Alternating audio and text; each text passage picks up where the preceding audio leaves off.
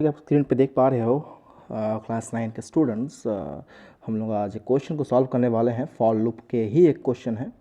हमने for loop को समझ लिया है ऑलरेडी, टाइप समझ लिया है। अब बारी है कुछ क्वेश्चंस को सॉल्व करने की, ताकि हम लोगों को और बेहतर अंडरस्टैंडिंग मिले, right. So question is right a program in Java to accept write a program in Java to accept print all factors. Write a program in Java to print all factors of a number n accepted from user. User से आपको एक number लेना है, n नाम का number लेना है आपको, और उस n नाम के n नंबर में जो वेरिएबल n है उसके अंदर में जो आपको वैल्यू स्टोर होगा उस वैल्यू का फैक्टर निकालना है। फैक्टर मतलब होता है कि वो नंबर किस किस नंबर से डिविजिबल है। चलिए इसको कुछ एग्जांपल समझते हैं। पहले मान लिया जाए मेरे पास एक नंबर है 6, मुझे 6 का फैक्टर निकालना है, ठीक है। तो मैं क्या करूँगा जल्दी बताइए। क्या मैं 6 का एलसीएम निकाल सकता हूँ? निकाल सकता हूँ?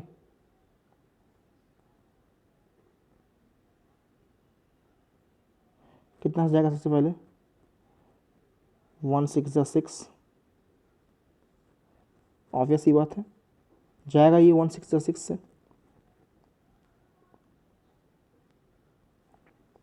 माफ़ करिएगा, लिखने में बहुत दिक्कत हो रही है।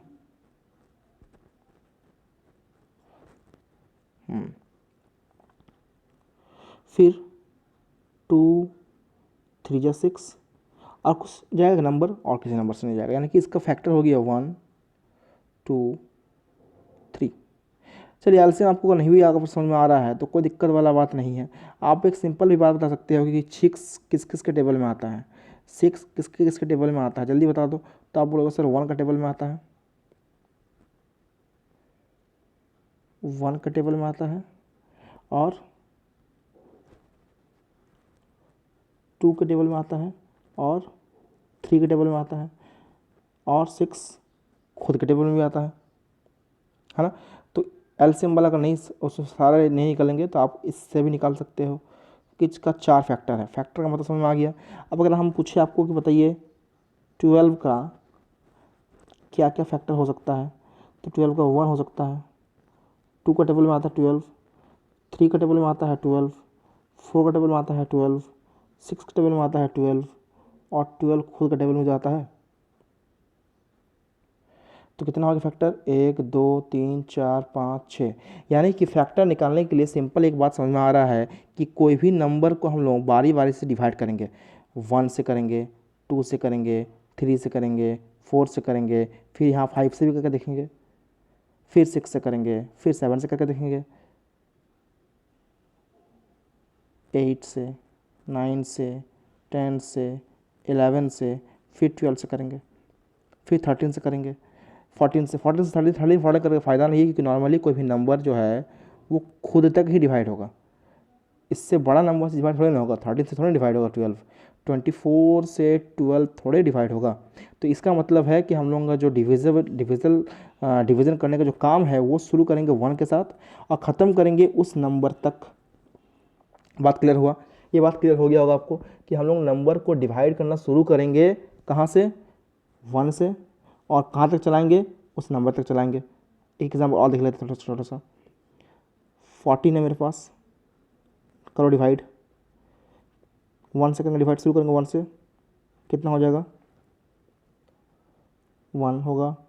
2 का टेबल में आता है, 3 का टेबल में नहीं आता है, 4 का में नहीं आता है, 5 का में नहीं आता है, 6 का में नहीं आता है, 7 का टेबल में आता है, 8 9 10 11 12 में नहीं आता, 13 में भी नहीं आता है, 14 के टेबल में आता है। तो ये छोटे छोटे नंबर है, मैं इजीली बोल पाऊंगा। लेकिन जब बड़ा नंबर दे देंगे, कोई मान लीजिए 1 2 3 4, इतना बड़ा नंबर है, हो सकता है इसका फैक्टर नहीं भी होता हो, 2 फैक्टर होगा। कोई भी नंबर का अगर कोई फैक्टर नहीं भी है तो उसका 2 फैक्टर तो होगा ही। वो है वो 1 और वो नंबर खुद। बात समझ में आ रहा है? और इसके अलावा तो और फैक्टर्स हो भी सकते हैं, ठीक है। तो कोई भी नंबर का कम से कम 2 फैक्टर तो होता ही है, वो नंबर खुद और 1, ठीक है। बाकी इसके अलावा कुछ और नंबर भी होते हैं। तो अगर किसी नंबर का सिर्फ 2 ही फैक्टर है, 1 और वो खुद, तो उसको क्या कहते हैं? उसे हम लोग कहते हैं प्राइम नंबर। बात समझ में आ रहा है। और जिसका 1 और 4 खुद के और 1 के अलावा भी अगर कोई ज़्यादा फैक्टर होता है उसको क्या बोलते हैं, तो वैसे नंबर को बोलते हैं कंपोजिट नंबर। ठीक है, ये बात सब आपको क्लियर होना चाहिए। अब चलिए देखिए, हम लोग जो समझ में आ गया बेसिक क्या है, तो अब चले आते हैं प्रोग्राम पे। प्रोग्राम में हम लोग क्या किया गया देखिए, ऊपर में आपको लेना पड़ेगा import java.io.string, आपको बताया गया क्लास में। ठीक है, क्योंकि हम लोग यहाँ पर इनपुट स्ट्रीम रीडर और बफर रीडर का इस्तेमाल करना पड़ेगा। क्यों करेंगे इस्तेमाल हम लोग इसका, क्योंकि हम लोग यहाँ पर जो नंबर एक्सेप्ट करने वाले हैं वो डायनामिकली करने वाले हैं, स्टैटिक वे में नहीं करेंगे। ठीक है, वो हम लोग करेंगे डायनामिक इनिशलाइजेशन, डायनामिकली इनिशलाइज करने वाले हैं वैल्यू को। डायनामिक इनिशलाइजेशन का मतलब बहुतों को शायद पता होगा, बहुत सारे बच्चों जो ऐसे हैं जिसको नहीं पता होगा तो वो हम बता दे रहे, सुन लीजिए। डायनामिक इनिशलाइजेशन का मतलब होता है कि जब वैल्यू को हम यूज़र से एक्सेप्ट करते हैं तो उस तरह के इनिशलाइजेशन को हम लोग बोलते हैं डायनामिक इनिशलाइजेशन। ठीक है, डायनामिक इनिशलाइजेशन के लिए आपको import java.io.string का इस्तेमाल करना पड़ता है। IO का मतलब होता है input output, IO is a package, IO is a package. Package क्या होता है, क्लास में ऑलरेडी डिस्कशन हो चुका है। IO का मतलब होता है input output, it is a package. इसके अंदर में बहुत सारे, इस पैकेज के अंदर में बहुत सारे क्लासेस हैं। हमने बताया था कि नॉर्मली एक पैकेज के अंदर में बहुत सारे क्लासेस होते हैं। तो देखिए जैसे कि हम लोग यहाँ पर यूज़ कर रहे हैं, उसके बाद जैसे हम लोग बताया गया था कि IO पैकेज का इस्तेमाल करते हैं तो हमें थ्रोज IO एक्सेप्शन का इस्तेमाल करना पड़ता है। IO एक्सेप्शन क्या होता है कि अगर हमारे ये एक्चुअली एक तरह का एक्सेप्शन हैंडलिंग करने के लिए इसका इस्तेमाल किया था। एक्सेप्शन हैंडलिंग, एक्सेप्शन का मतलब होता है कोई एरर वगैरह आ रहा है क्या, उसको पकड़ने या उसको आइडेंटिफाई करवाने के लिए, इनपुट आउटपुट के दौरान कोई अगर एरर्स आती है उसको हैंडलिंग करने के लिए IO एक्सेप्शन नाम के कीवर्ड का इस्तेमाल किया जाता है। ठीक है, आप लोग आगे पढ़ोगे नेक्स्ट कभी भी इसको हायर क्लास में जाओगे IO एक्सेप्शन क्या होता है, या 10th में जाओगे तो हम लोग उसके एरर्स के बारे में पढ़ेंगे तो आपको इसके बारे में बता देंगे। ठीक है, इसके बाद नेक्स्ट हम लोगों का आता है input stream reader. Input stream reader क्या है, इनपुट स्ट्रीम रीडर क्लास है जो कि IO पैकेज के अंदर में रहता है। उसका एक हम लोग ऑब्जेक्ट बना रहे हैं, input stream reader ISR। ISR is object, ISR एक ऑब्जेक्ट है। ISR class input stream reader का एक ऑब्जेक्ट है, बताए हैं इसको भी क्लास में।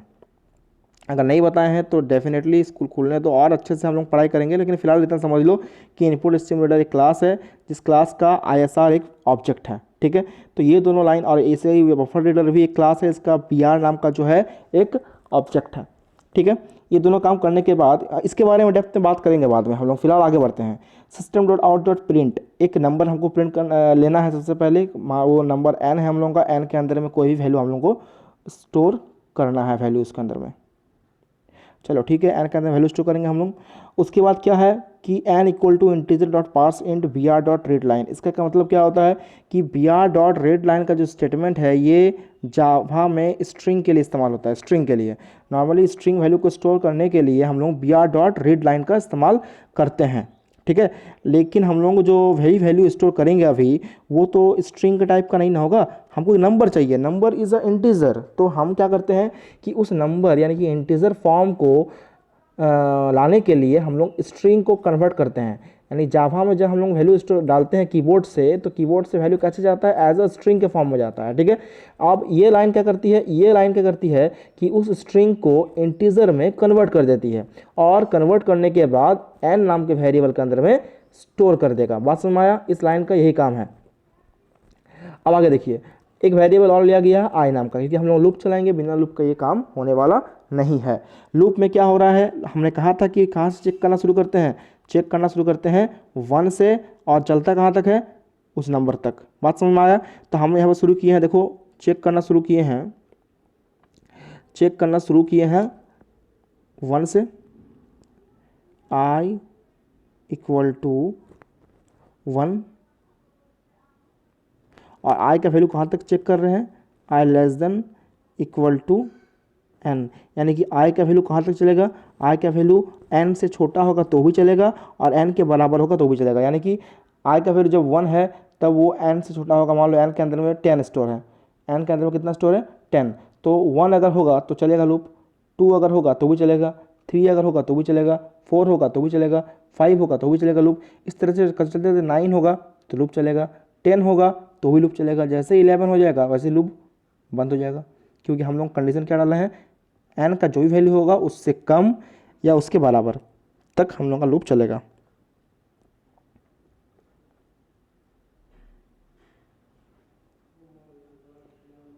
बात समझ में आ रहा है? अब चलिए आगे बढ़ते हैं। लूप तो हम लोग समझ में आ गया, कहाँ तक चलेगा? लूप चलेगा 1 से शुरू होगा और चलेगा उस n तक या n से छोटा वैल्यू तक, ठीक है। तो चलिए अब आगे बढ़ते हैं हम लोग। तो चलिए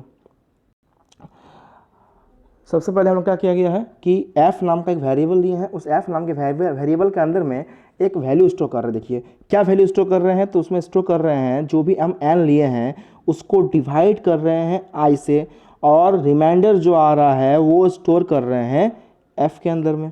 मतलब क्या हो रहा है, देखिए बहुत सरल चीज़ है। देखिए सबसे पहले हम लोग एक वैल्यू ले लेते हैं n का, n के अंदर में मान लिया गया हम ले लेते हैं 4। हमारा लूप कहाँ से स्टार्ट होगा? 1 से स्टार्ट होगा, चलेगा कहाँ तक?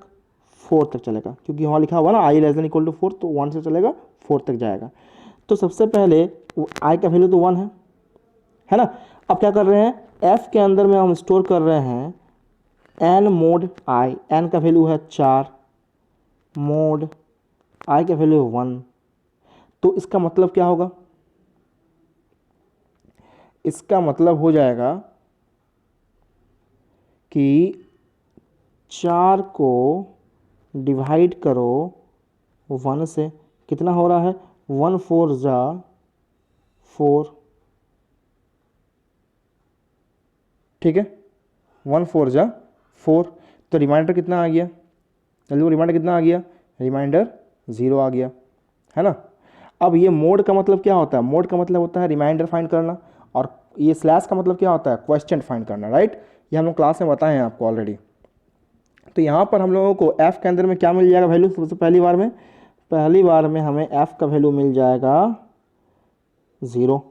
फिर f का जो वैल्यू जैसे 0 मिलेगा तो उसके बाद क्या मिल रहा है हम लोग को? एक इफ़ कंडीशन मिला है, एक इफ़ कंडीशन हम लोग को यहाँ पर मिला है। क्या चेक कर रहे हैं कि if f double equal to 0, तो अगर 0 मिलेगा तो क्या होगा? हम लोग क्या प्रिंट कर रहे हैं स्क्रीन पे? हम लोग प्रिंट कर रहे हैं फैक्टर्स इक्वल टू, चलो लिखते हैं आउटपुट। हम लोग आउटपुट का स्क्रीन बनाते हैं, एक तो यहाँ पर लिखेंगे, ये आउटपुट का स्क्रीन है, ठीक है।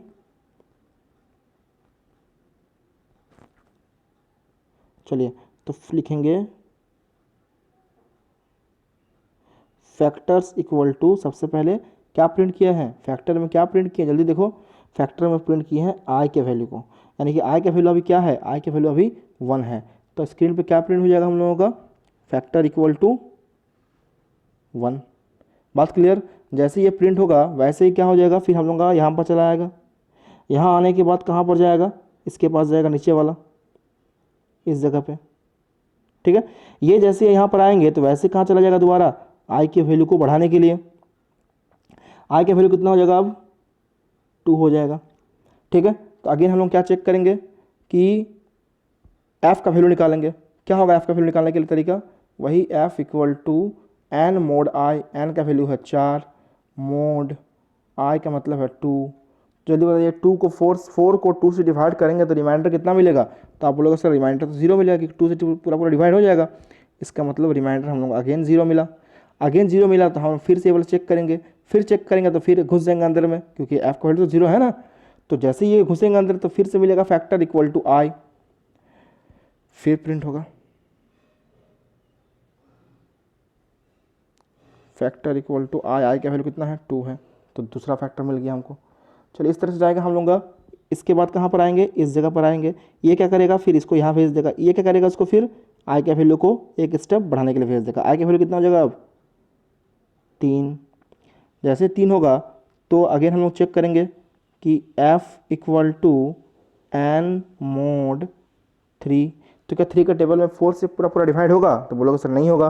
तो कितना बचेगा रिमाइंडर? देख लो चेक करके, 3 से 4 को डिवाइड करो, 3 1 जा 3, कितना बच गया? रिमाइंडर 1 बच गया। तो f के अंदर में क्या स्टोर हो जाएगा? जल्दी बताओ। f के अंदर में स्टोर हो जाएगा 1। f के अंदर कितना स्टोर हो गया? f के अंदर स्टोर हो गया 1। फिर जैसे 1 स्टोर हुआ तो हम लोग चेक करने के लिए गए कि if f double equal to 0, तो क्या f डबल इक्वल टू हम लोग इस केस में 0 है? तो बोलोगे सर नहीं है। इसका मतलब ये वाला फॉल्स हो गया। तो फॉल्स हुआ तो ये अंदर वाला जो स्टेटमेंट है ये एग्जीक्यूट नहीं करेगा। बात समझ में आ रहा है ना। अब ये एग्जीक्यूट नहीं करें तो कहाँ हो जाएगा, कहाँ चला जाएगा हम लोग, कंट्रोल, कंट्रोल चला जाएगा इस जगह पे। जैसे यहाँ जाएगा वैसे ही दोबारा एन का वैल्यू को बढ़ाने के लिए, सॉरी आई का वैल्यू को बढ़ाने के लिए भेज देगा। तो आई का वैल्यू अब कितना हो जाएगा, 4 हो जाएगा। तो चलो एफ का वैल्यू निकालो अब, एन मोड आई, तो कितना मिल जाएगा हमको, एन मोड आई होने से 4 एकम 4, यानी रिमाइंडर मिल गया 0। अगेन चेक किया तो अब तो सही मिलेगा, सही मिलेगा तो घुस जाएगा इसके अंदर में, तो फैक्टर हमको प्रिंट करना पड़ेगा। तो फैक्टर की प्रिंट करने के लिए क्या करेंगे, हम लोग लिख देंगे यहाँ पर कि फैक्टर इक्वल टू आई का वैल्यू यानी कि 4। जैसे ये होगा वैसे ही हमारा काम क्या होगा, इसके बाद कंट्रोल यहाँ चला जाएगा, ये इसको क्या भेज देगा, भेज देगा आई के वैल्यू के पास। आई का वैल्यू ऑफ हो जाएगा कितना, 5।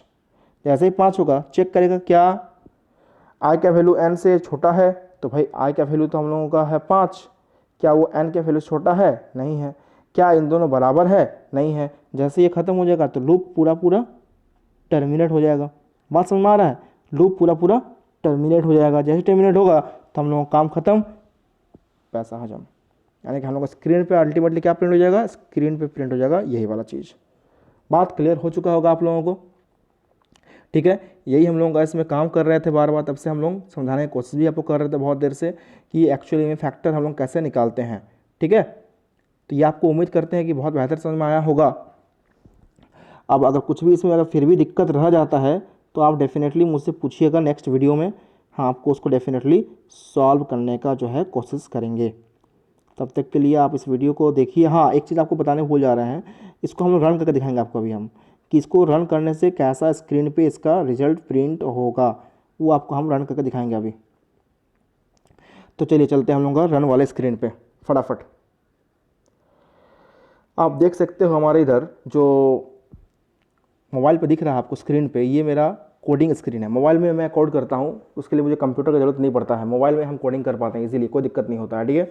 तो देख रहे हैं हम लोग सारा जो वहाँ लिखा हुआ काम था उसी को हम एज इट इज़ यहाँ पर लिखे हैं, सारा चीज़ सेम है, बस रन करते हैं इसको हम लोग यहाँ पर, ठीक है। जैसे इसमें क्लिक करेंगे तो रन हो गया, हम लोग का स्क्रीन पर लिखा गया है कि इंटर ए नंबर। तो चलिए मैं एक नंबर इंटर कर देता हूँ, मान लीजिए मैं नंबर इंटर करता हूँ 14, ठीक है। जैसे मैं 14 इंटर करता हूँ और ये इंटर दबा देते हैं तो लिखा जाता है factor equal to 1, factor equal to 2, factor equal to 7, factor equal to 14।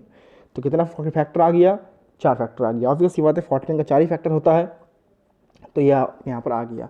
और ये फैक्टर जो है बार बार लिखा रहा है, तो आप एक काम करिएगा, ये फैक्टर जो ये स्टेटमेंट है इसको आप लूप के बाहर लिख दीजिए, इसको आप लूप के बाहर लिख दीजिएगा तो आपका काम बन जाएगा। मतलब बता रहे हैं क्या करना है आपको, कुछ नहीं, थोड़ा सा चेंज करना है यहाँ पर। ये काम जो है उसको आप इस लूप के बाहर प्रिंट कर दीजिएगा, यहाँ पर प्रिंट कर दीजिएगा फैक्टर इक्वल टू, ठीक है, ये प्रिंट कर दीजिएगा वहाँ पर, राइट। और इस जगह पर क्या रहेगा, इस जगह पर सिर्फ और सिर्फ रहेगा आई का वैल्यू, ठीक है। इससे क्या होगा देखिए, हम कोई भी नंबर डालते हैं, 16 डालते हैं, तो फैक्टर्स इक्वल टू एक बार लिखाया और बाकी जो फैक्टर है वो प्रिंट हो गया, ठीक है। और अदरवाइज हम क्या करना पड़ रहा, क्या हो रहा था इसके पहले, factors equal to factors equal to factors equal to बार बार लिखा रहा था। तो हम को आपको यहाँ भी समझा देते हैं। यहाँ पर आप क्या करना है, कुछ ज़्यादा इंपॉर्टेंट चेंजेस नहीं करने हैं आपको। ये जो आपको system dot out dot println दिख रहा है, इस जगह पर आपको चेंज करना है। मतलब कि आपको ये वाला लाइन में फैक्टर्स इक्वल टू जो है वो आपको इसके नीचे डाल देना है। मैं करके दिखा देता हूँ, रुक जाइए थोड़ा सा। मतलब करना ये है,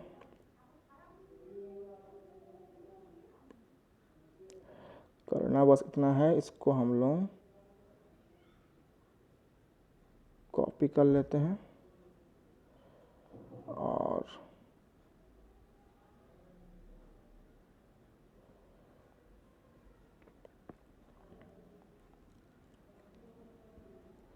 इन सब चीज़ों को मिटा देते हैं फटाफट।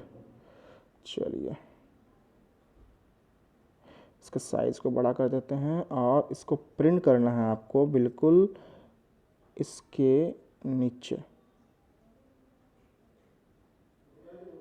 इस जगह पर पेस्ट कर दिए इसको हम।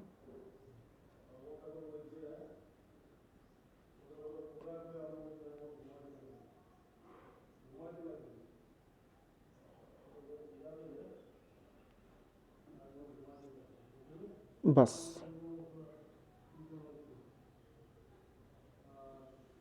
इतना ही चेंज करना है आपको, देख लीजिए स्क्रीन पर दिख रहा है, आप इस को वीडियो को पॉज करिएगा और एज इट इज़ उतार दीजिएगा, ठीक है, कोई दिक्कत नहीं है।